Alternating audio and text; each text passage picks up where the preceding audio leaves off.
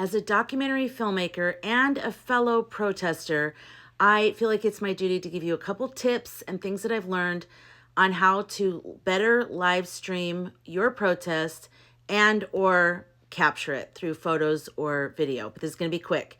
So for live streams, number one, this was my big rookie mistake that I made. Make sure you have a couple moderators. Just let them know, hey, I'm going to be at this event. Can you please moderate for me, and give them the time frame? I spaced that and I showed up and it was like my comment section was overrun with like the tanks and like MAGA, and like it's just sometimes it helps with engagement, but it's hard for the blueberries and the fellow, blue hearts to show up because they're just, I mean, you won. Why are you bothering us? But they are.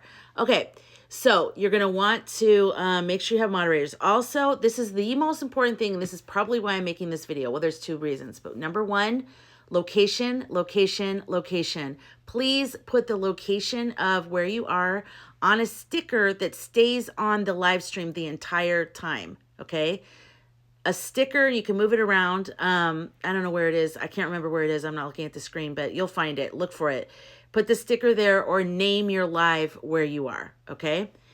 And also, the second thing is camera. Okay, you're going to have your phone, obviously, right?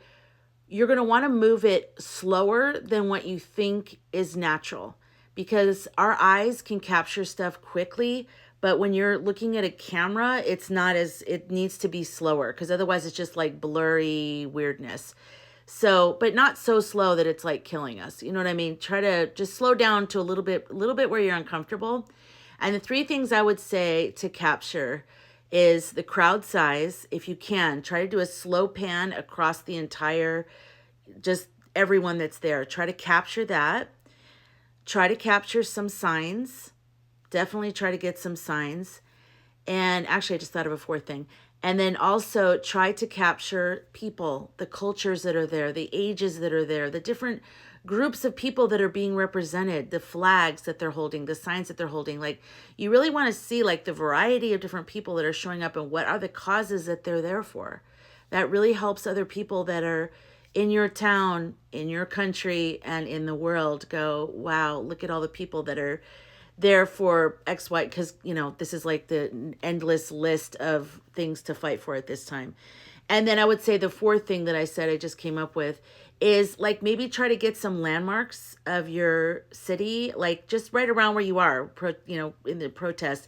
Like if there's a statue or if there's a building or some trees, palm trees, something like that. That's not that important, but I think that that's just good to kind of, for people to get their bearings. Like, oh yeah, I remember we were there that one day. Remember when we were in Philly and we had lunch there? You know what I mean? Like, it's just a way for people to orient themselves if they're watching, but it's not critical. So the most important thing I would say is sticker with your location and slower camera movements. That's going to be great. But the most important thing is, if you can't live stream it, is to just be there. I mean, that is so huge. So if you can't do it, it feels like it's too much, don't. Because the most important thing is that you are there and you are having your voice heard, because you have every right to be there and you have every right to have your voice be heard. But so if you live stream it, that's just extra and that's just great. Okay, so if you want to just capture it, you don't want to live stream, same kind of thing. If you're just taking pictures, I recommend take pictures of how big it is, like how many people are there. Try to capture that, because you don't think about it until you go home and you go, yeah, there were a lot of people there, and people are like, oh, really? And they like look at your camera and they're like, where? And you're like, I don't know. So do a wide lens thing, do the, horizontal landscape. Try to really get like whatever, good photos of how many people were there. Also, same thing, try to get the signs, like actual signs of what people wrote on their signs, and the variety of different people, different cultures, different issues, different, orientations, all of it, try to get it. And if there's any speakers there that are, of note of something, so try to get maybe the speakers, and also landmarks. And again, with video, if you're just doing video, you might want to consider doing landscape.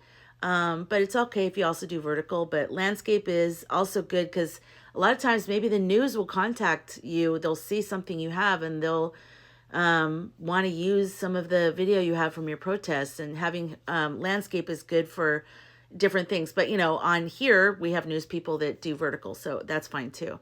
But I would just say, whenever you're filming an event like that, make sure you are moving your phone slower than what feels natural, because how that translates as a person watching it, it gives us a chance to like really look at everything and read, you know, kind of get this thing.